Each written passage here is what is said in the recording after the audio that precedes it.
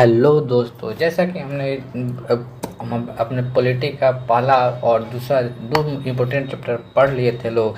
जैसे भारतीय संविधान की गठन और आपको भारतीय संविधान का स्रोत। और ऐसे आगे बढ़ते हैं हम लोग। आज पढ़ते हैं तीसरा और इम्पोर्टेंट टॉपिक, भारतीय संविधान की प्रस्तावना। उससे लेकर के क्या हमारा इतिहास रहा है और मूल प्रस्तावना में और 42वें संविधान संशोधन के तहत प्रस्तावना में क्या अंतर पाया गया है, आज वो सब हम लोग देखते हैं। तो जैसे कि हम लोग जानते हैं और आप लोगों को बताया भी गया था कि पंडित जवाहरलाल नेहरू ने 23 दिसंबर 1946 को संविधान सभा में प्रस्तावना को पेश किया था और 22 जनवरी 1947 को संविधान सभा ने पूर्ण रूप से इस प्रस्तावना को पारित कर दिया था। तो सबसे पहले हम लोग पहले भारतीय संविधान की प्रस्तावना को पढ़ते हैं। हम भारत के लोग भारत को एक संपूर्ण प्रभुत्व संपन्न समाजवादी पंथ निरपेक्ष लोकतंत्रात्मक गणराज्य बनाने के लिए तथा उनके समस्त नागरिकों को सामाजिक, आर्थिक, राजनीतिक न्याय, विचार, अभिव्यक्ति, विश्वास, धर्म और उपासना की स्वतंत्रता, प्रतिष्ठा एवं अवसर की समानता प्राप्त करने के लिए तथा उन सब में व्यक्ति की गरिमा, राष्ट्र की एकता और अखंडता सुनिश्चित करने वाली बंधुता बढ़ाने के लिए दृढ़ संकल्पित होकर अपने इस संविधान सभा में आज तारीख 26/11/1949 को मिति मार्गशीर्ष शुक्ल सप्तमी संवत 2006 विक्रमी को द्वारा इस संविधान को अंगीकृत, अधिनियमित, आत्मसमर्पित करते हैं।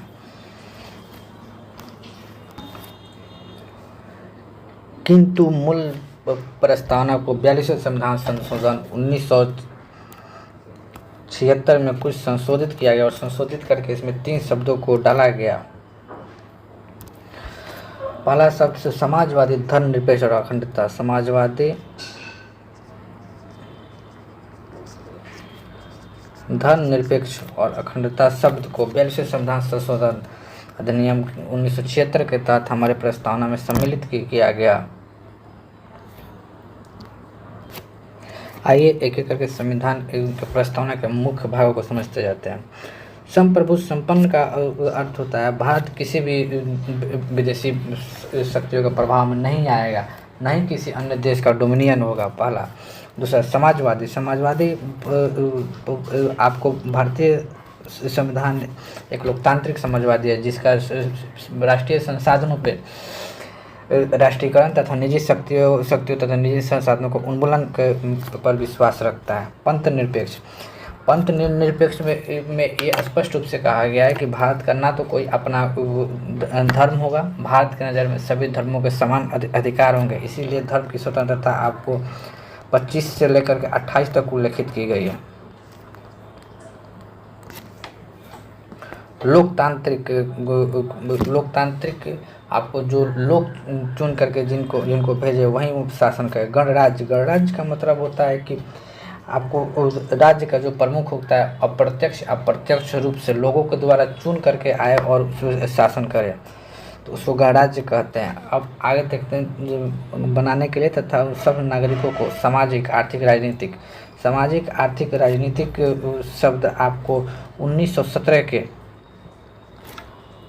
रूस की क्रांति से लिया गया है। 1917 के रूस की क्रांति से सामाजिक, आर्थिक, राजनीतिक शब्द को लिया गया। विश्वास, अभिव्यक्ति की स्वतंत्रता आपको आर्टिकल 21 में ओनली 21 में उल्लेखित किया गया है। धर्म की स्वतंत्रता आपको 25 से लेकर के 28 तक उल्लेखित किया गया है। अवसर की समानता, उपासना स्वतंत्रता तथा प्रतिष्ठा और अवसर की समानता आपको आर्टिकल 16 में वर्णित किया गया है। प्राप्त करने के लिए तथा उन सब में व्यक्तियों की गरिमा और राष्ट्र की एकता और अखंडता सुनिश्चित करने वाली बंधुत्व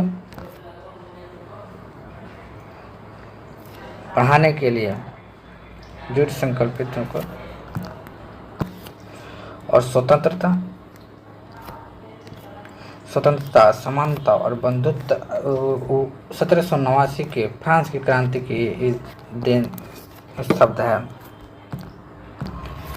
बस आप लोग साथ दीजिए, एक बार में किसी टॉपिक को आप ऐसे समझ लीजिएगा पूरे जीवन आपको याद रहेगा। और रही बात पीडीएफ की, तो आप हमारे टेलीग्राम चैनल से पीडीएफ को डाउनलोड कर सकते हैं।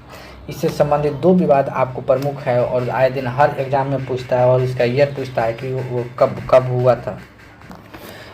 इससे जुड़े 2 विवाद जिसमें उच्चतम न्यायालय ने महत्वपूर्ण निर्णय दिए। पहला था बेरवारी संघ मामला जो 1960 में घटित हुआ था। उसमें उच्चतम न्यायालय ने स्पष्ट रूप से कहा था कि संविधान प्रस्तावना में निहित समान प्रयोजनों को दर्शाता है और ये हमारे संविधान निर्माताओं के मस्तिष्क के लिए एक कुंजी थी। प्रस्तावना की विशेषता को स्वीकार करने के उद्देश्य से व्याख्या करते हुए तो उच्चतम न्यायालय ने कहा कि प्रस्तावना संविधान का भाग नहीं है। किंतु वहीं हम दूसरे केशवानंद भारती मामले में जस्ट आपको 13 साल बाद आते हैं तो वहाँ पे आप उच्चतम न्यायालय ने स्वीकार कर लिया कि प्रस्तावना संविधान का एक भाग है। अब ये सवाल उठता है कि अगर संविधान का भाग हमारा प्रस्तावना है तो क्या आर्टिकल 368 के तहत उसमें संशोधन किया जा सकता है। तो उच्चतम न्यायालय ने ये कहा कि संविधान के प्रस्तावना को संशोधन किया जा सकता है बशर्ते उसके जो मूल मापदंड है और जो उसका मूल भाव है वो ना बदले। किंतु प्रस्तावना अभी तक एकमात्र संशोधन किया गया है 42वें संविधान संशोधन 1976 के तहत, जिसके तहत समाजवादी धार्मिक और अखंडता शब्द को जोड़ा गया था। इसी प्रस्तावना को हमारे प्रारूप समिति के सदस्य के एन मुंशी ने कहा था कि हमारे संप्रभुत्व लोकतांत्रिक गणराज्य का भविष्य फल है। इसी तरह आपको प्रस्तावना से जुड़े कुछ महत्वपूर्ण जानकारियाँ थी जो हमें लगा कि आप लोगों को दिया जाए। अगर आपको पढ़ाने का तरीका अच्छा लगे तो सब्सक्राइब करें, शेयर करें और लाइक करें। तब तक के लिए धन्यवाद।